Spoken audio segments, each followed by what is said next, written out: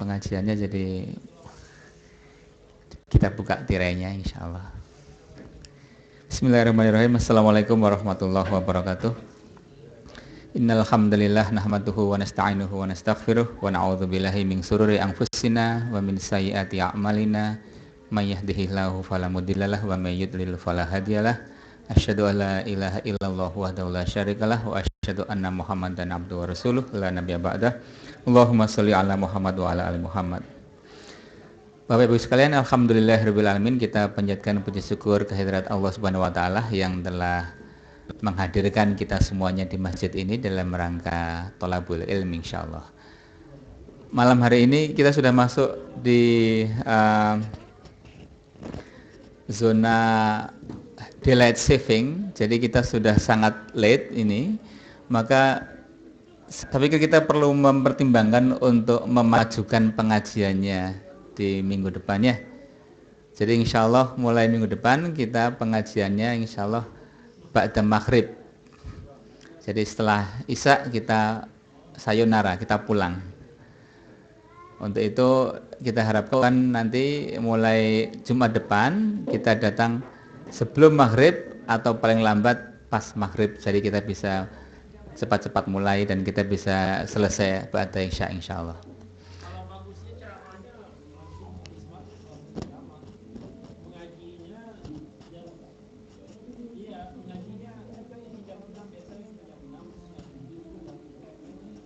Really?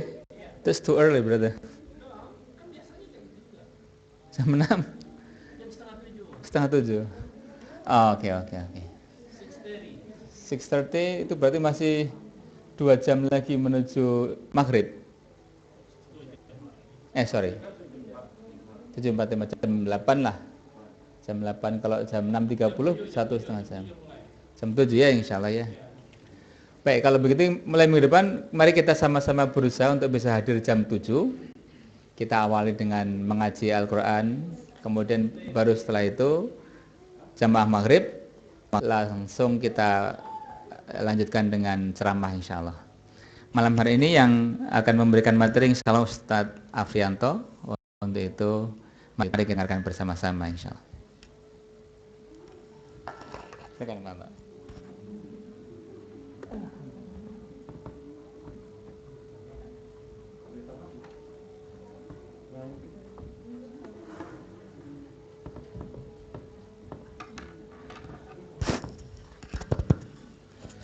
Bismillahirrahmanirrahim. Assalamualaikum warahmatullahi wabarakatuh. Alhamdulillah rabbil alamin. Asyhadu an la ilaha illallah wa asyhadu anna Muhammadar Rasulullah sallallahu alaihi wasallam la nabiyya ba'da. Amma ba'd. Saudara-saudari, bapak-bapak, ibu-ibu, sidang jamaah Westol rahimakumullah. Alhamdulillah kita masih bertahan di sini walaupun sudah larut malam. Ya, singkat saja. Biar kita bisa cepat pulang, bisa. Iya kan besok ada yang macam-macam pagi kan. Kemudian salam dan salam Allahumma shalli ala Muhammad wa ala ali Muhammad. Saya akan menyampaikan beberapa ulangan apa yang saya sampaikan pada khutbah Idul Adha kemarin di Fuskre ya. Karena ini masih suasana Idul Adha. Sesuatu yang mungkin juga nggak asing ya bagi kita, tapi kita mengulang-ulang aja beberapa pelajaran terkait dengan peristiwa besar yang melatar belakangi Idul Adha itu sendiri. Cuma saya ingin ngambil poin tentang bagaimana kesuksesan Nabiullah Ibrahim alaihissalam dan keluarga membangun sebuah peradaban baru. Ya, kita tahu bahwa beliau itu kan diperintahkan oleh Allah untuk hijrah atau melakukan perjalanan dari negeri beliau Syams yang sekarang Jazirah Palestina dan sekitarnya itu ke satu tempat yang tak berpenghuni yang sekarang Mekah itu. Itu jauhnya itu lebih kurang sampai 2000 km ya kali ya antara Palestina dan Mekah itu. Dan waktu itu belum ada pesawat tentu, maka perjalanan darat. Ya, dalam kisah itu disebutkan beliau hanya berkendaraan unta pada waktu itu. Luar biasa betapa beratnya perjalanan itu.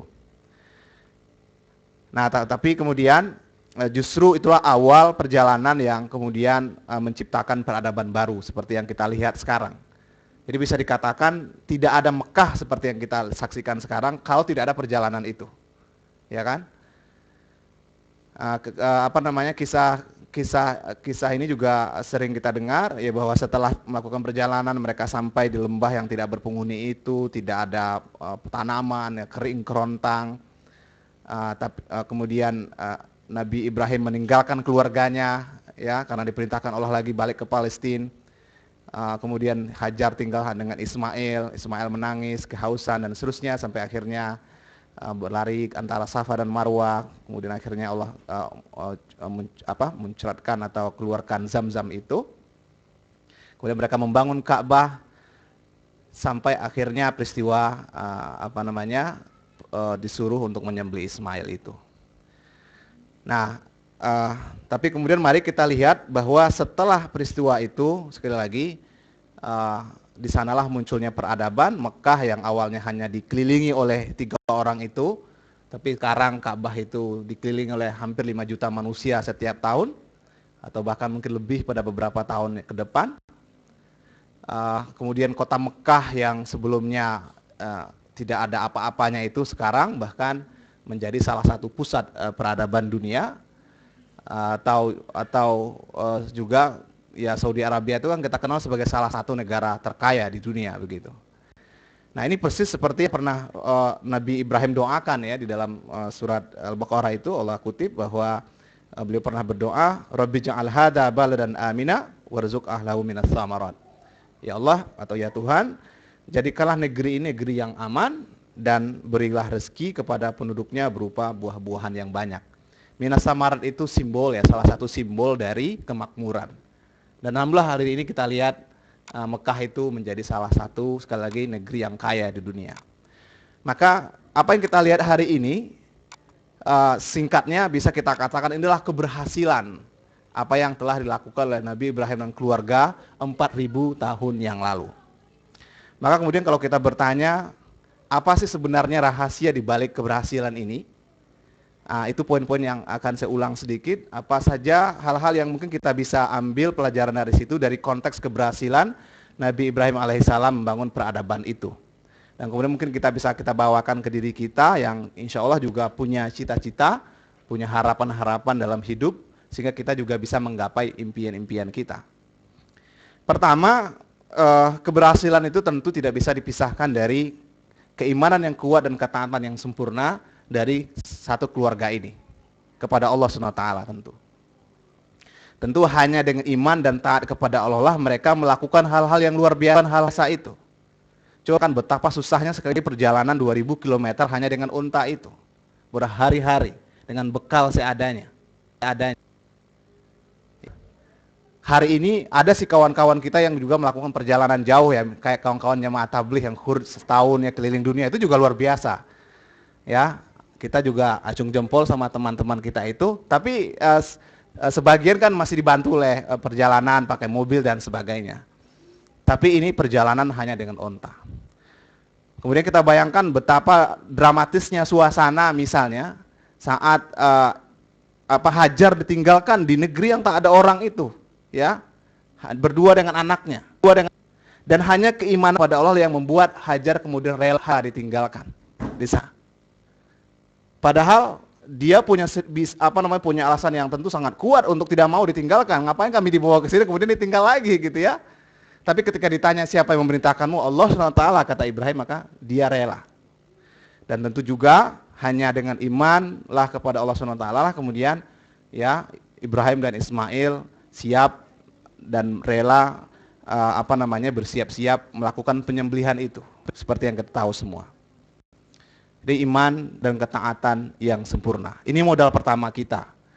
Jadi apapun yang kita usahakan, apapun yang kita cita-citakan, kita harus melangkah dari sini. Ya sebenarnya kata orang kan kalau kita baca-baca buku motivasi tentang sukses, kalau buku itu dikarang oleh para motivator yang sekuler atau yang bahkan tidak beragama, mereka tidak akan pernah menyebut-nyebut ini tentang keimanan dan ketaatan itu. Paling mereka mengawalinya dengan mindset misalnya. Ya, kata kayak misalnya saya suka baca buku Jenny Esbeff itu, katanya what is success? Katanya success is a mindset. It is not a journey nor a destination, it is already within you, katanya. Artinya sukses itu katanya adalah cara pandang, cara berpikir. Dia bukanlah perjalanan, bukan juga sebuah tujuan yang harus dicapai, tapi dia sudah ada di dalam diri kita. Cara pandang. Fine, itu juga, tapi bagi kita harus mengawali ya keberhasilan itu dari itu tadi. Keyakinan yang kuat kepada Allah SWT dan ketaatan yang sempurna kepada Allah SWT. Itu yang pertama, ya. Kemudian yang kedua, kisah sukses Nabiullah Ibrahim alaihissalam itu membangun peradaban juga. Yang kedua adalah tentu adanya usaha yang sungguh-sungguh dan usaha yang maksimal dalam perjalanan atau dalam usaha mereka itu. Ya, ini bisa kita ambil pelajaran dari bagaimana Hajar berlari sampai 7 kali ya, antara Safa dan Marwa itu, ketika Marwa Ismail ke 7 kali adalah simbol usaha maksimal yang dilakukan Hajar. Ya kan? Padahal sebenarnya kalau Allah mau kan, kenapa Allah tidak beri aja langsung Zam-Zam itu pada detik pertama Ismail menangis kehausan? Allah kan mudah aja bagi Allah kan, kun fayakun, jadilah maka muncullah Zam-Zam itu. Tapi dari sini kita belajar seakan-akan Allah mengatakan kepada kita bahwa Allah ingin lihat usaha Hajar dalam mencari air itu sampai 7 kali. Nah, pada batas maksimal usahanya itulah kemudian Allah lancarkan Zam-Zam itu. Maka dalam konteks usaha, dalam konteks mencapai cita-cita, tujuan yang ingin kita capai, ya, usaha juga mesti kita maksimalkan. Dan setelah maksimal itulah Allah kemudian tunjukkan keadilannya, ya, bahwa hasil yang kita dapatkan biasanya berbanding lurus dengan usaha yang kita lakukan. Ya. Ini berlaku untuk siapa saja dan untuk kegiatan apa saja. Jadi kalau misalnya kita punya cita-cita jadi pedagang, kalau ingin sukses ya harus maksimal dalam berusaha. Apalagi student gitu ya. Nggak bisa hanya sekali-sekali lihat buku gitu ya, sambil-sambilan sambil nggak ngantuk gitu ya. Ya, ini hukum Allah gitu. Itu pasti begitu. Nggak akan ada keajaiban tiba-tiba kita jadi profesor kalau kita malas-malas misalnya. Ya. Ada memang kisah misalnya kayak kisah Hasan al-Banna itu ya, kita baca kisah beliau saat kuliah. Itu beliau tuh ketika akan ujian ya, sebelum ujian itu nggak sempat belajar banyak gitu karena sibuk dakwah, sibuk membina masyarakat.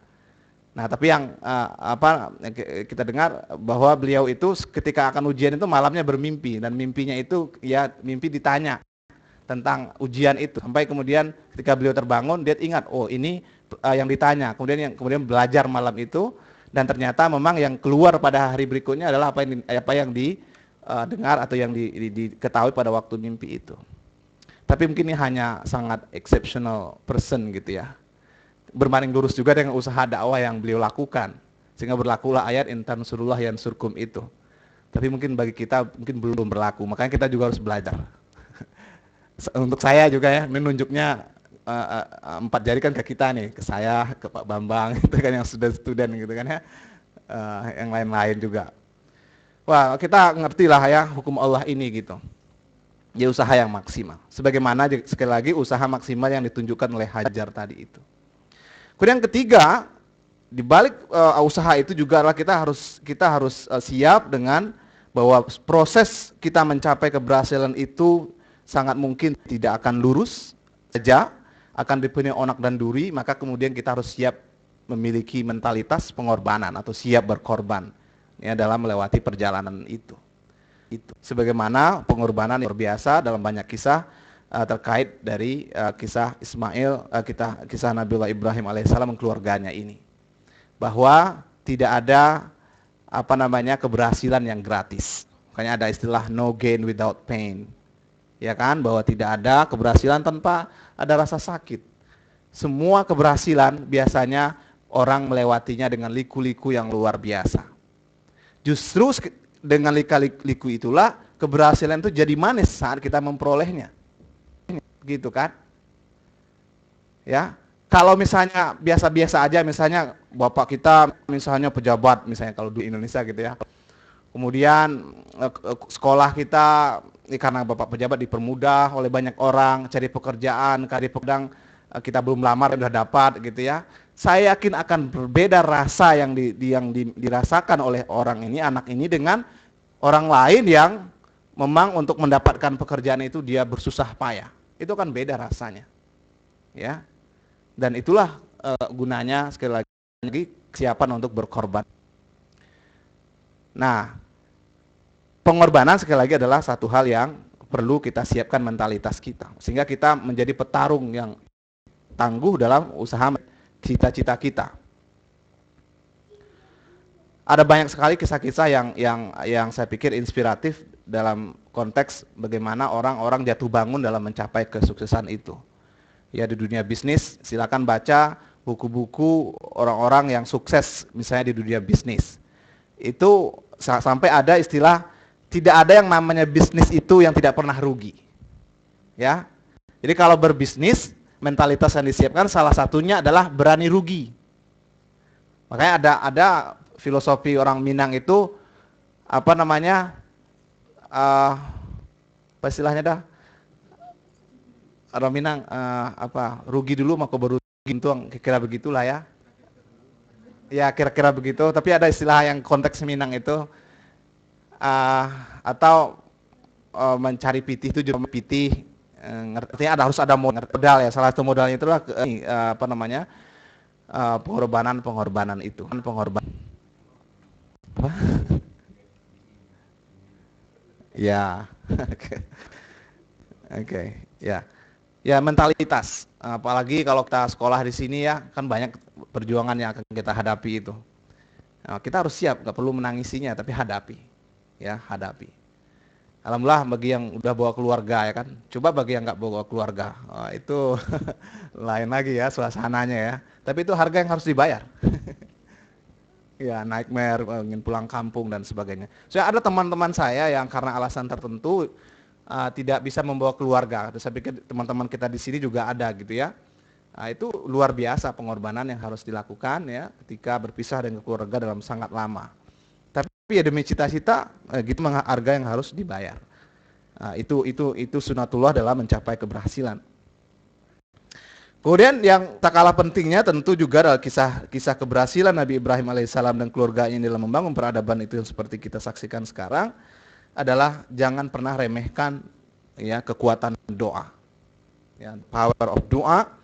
Ya, sebagaimana doa Nabi Ibrahim 4000 tahun yang lalu ya, membayangkan kota Mekah agar Mekah itu dikurnia Allah SWT ya, buah-buahan yang banyak, diberi kemakmuran dan Allah ijabah doa itu. Ya, yang kita lihat hari ini. Ya, atau doa beliau yang lain ya. Dalam surat Al-Baqarah 129-nya ketika beliau berdoa, Rabbana wa ba'ats fihim rasulam minhum yaslu alaihim ayatika wa yu'allimuhul kitab wal hikmah wa yuzakkihim innaka antal azizul hakim. Ini doa beliau agar ya Tuhan kami, utuslah untuk mereka seorang rasul dari kalangan mereka yang akan membacakan kitab, yang membacakan kepada mereka ayat-ayat Engkau dan mengajarkan kepada mereka Alkitab dan Al-Hikmah serta mensucikan mereka. Sungguhnya Engkaulah yang maha kuasa lagi maha bijaksana. Jadi Nabiullah Ibrahim alaihissalam meminta doa, mendoakan agar bangsa beliau, anak-anak cucu beliau datangkan lagi Nabi setelah beliau. Dan akhirnya kan kita tahu bahwa setelah beliau ada Nabi dan kemudian di Nabi Muhammad SAW. Ya. Tentang doa sudah sering kita bahas. Poinnya adalah bahwa kita tidak bisa berusaha sendiri. Kita tidak bisa hanya bertumpu kepada kehebatan kita sendiri, karena we are nothing without Allah SWT. Justru kalau kita merasa berhasil hanya dengan kemampuan kita sendiri, dalam keyakinan kita itu justru kita menjadi orang yang sombong di hadapan Allah SWT, dan Allah tentu tidak suka orang-orang yang sombong. Dan kalkulasi doa adalah kalkulasi keimanan juga sebenarnya, karena dalam keyakinan kita apa yang menurut kita tidak mungkin tapi di hadapan Allah sangat mungkin karena Allah adalah zat yang maha memungkinkan sesuatu. Maka oleh sebab itu kalau kita berusaha, setelah habis usaha maksimal kita, tutuplah usaha itu dengan doa. Jadi doa itu banyak sekali dimensinya ya, salah satunya tadi itu bahwa menunjukkan bahwa kita ini adalah makhluk yang tidak memiliki kekuatan apa-apa kecuali diberi kekuatan oleh Allah SWT. Kemudian yang kedua, dimensi doa itu juga adalah dimensi tentang bagaimana kita menyiapkan contingency plan ya dalam setiap cita-cita kita. Bahwa kita punya rencana, tentu kita we are dreaming to achieve the highest dreaming, the highest dream gitu kan. Tapi ingat bahwa Allah yang menentukan pada akhirnya. Kita mungkin sudah berusaha maksimal. Tapi kalau Allah mengatakan tidak, maka mungkin kita pada waktu itu belum diijabah oleh doa kita dan kemudian kita nggak menemukan apa yang kita inginkan.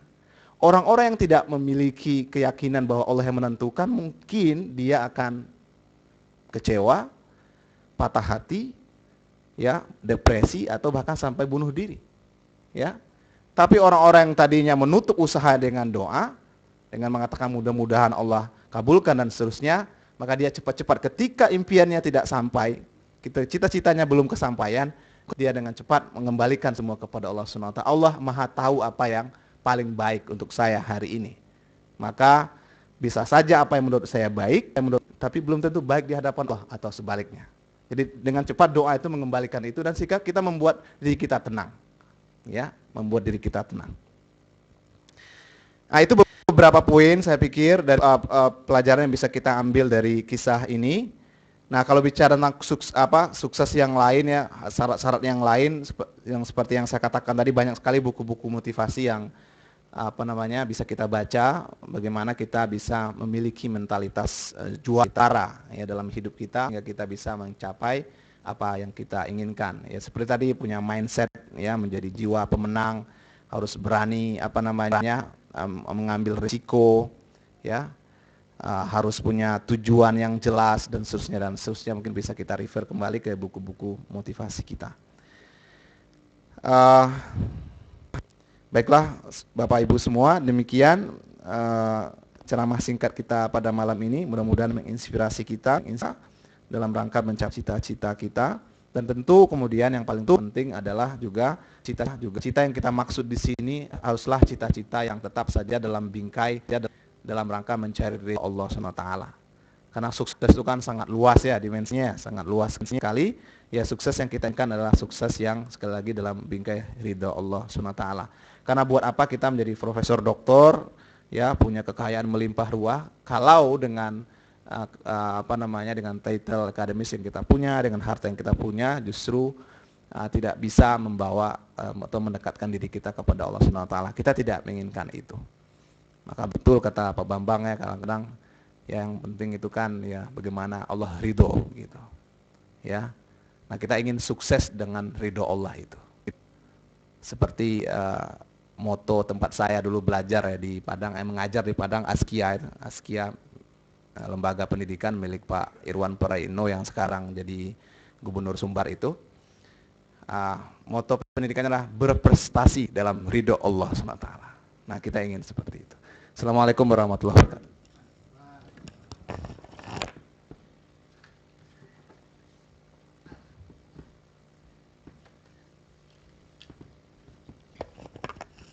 Luar biasa. Selalu ketika Pak Anto menyampaikan materi, pasti ada materi-materi yang baru yang belum pernah beliau sampaikan.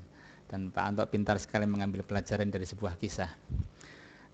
Terkait dengan apa yang disampaikan oleh Pak Anto tadi, saya pernah mendengar juga bahwa kesuksesan keluarga itu bisa diambil contoh dari bagaimana Nabi Ibrahim dengan istrinya. Beliau berdua sama-sama beriman dan istrinya adalah taat kepada suaminya. Maka jadilah keluarga itu menjadi keluarga yang berhasil. Kita bisa mengambil pelajaran dari nabi-nabi yang lain, katakanlah Nabi Lut ataupun Nabi Nuh, ketika suaminya saja yang beriman atau taat kepada Allah tetapi istrinya itu tidak dan tidak juga taat kepada suaminya, maka kita bisa lihat bahwa sebagian dari anak-anaknya itu menjadi anak-anak yang tidak betul. Jadi kita bisa ambil pelajaran yang baik dari Nabi Ibrahim ini. Sama juga. Suaminya juga begitu.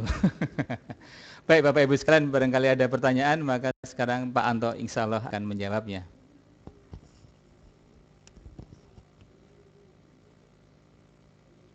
Tidak ada? Atau ada? Atau mungkin karena sudah melihat jam semuanya? Baik, kalau begitu mari Bapak Ibu sekalian, karena ini sudah jam 10:04, 10 nampaknya anak-anak juga sudah ngantuk, sebagian juga akan ada yang harus cabut. Mari kita akhiri pengajian pada hari Ahad Bapak Ibu sekalian, itu ada pengajian oleh Pak Eksan Tanjung jam 12. Jadi mohon kepada Bapak Ibu sekalian untuk bisa menghadirinya. Dan kita akan awali dengan makan siang, kemudian sholat zuhur berjamaah, baru setelah itu pengajian intinya. Dari acara untu menjadi acara inti insya Allah. Mari kita akhiri pengajian malam hari ini dengan membaca doa kafaratul majelis. Subhanakallahumma wa bihamdika asyhadu alla ilaha illa anta astaghfiruka wa atubu ilaik. Assalamualaikum warahmatullahi wabarakatuh. Gimana baca Al-Fatihah? Bisa enggak?